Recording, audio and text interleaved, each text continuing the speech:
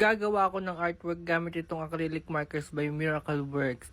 Alright! Ang gagawin ko today is semi-realistic portrait. Kasi hindi ako magaling gumawa ng semi-realistic na portrait para ma-challenge naman ako. Kailangan ko lang tandaan yung sarili kong advice na hindi kailangan perfect, okay? And syempre, enjoy and trust the process. Alright! So far, nagugustuhan ko naman yung ginagawa ko at nag-enjoy ako dahil maganda yung markers na ginagamit ko. Amazing! Seryoso, nakakadagdag ng confidence tong marker na to pag ginagamit mo para kang magaling ka na. Amazing! Blonde sana yung buhok niya kasi parang nagmukha siyang Alaska boy. Kaya gagawin ko na lang brown. Yan. Lalagyan natin ng black para magkaroon ng depth or dimension. Alright! And syempre, wag niyong kakalimutan yung highlights kasi mahalaga yan. Bukod sa shadow, yung highlights na nagbibigay ng buhay sa mga drawing natin. O diba? Tapos na ako.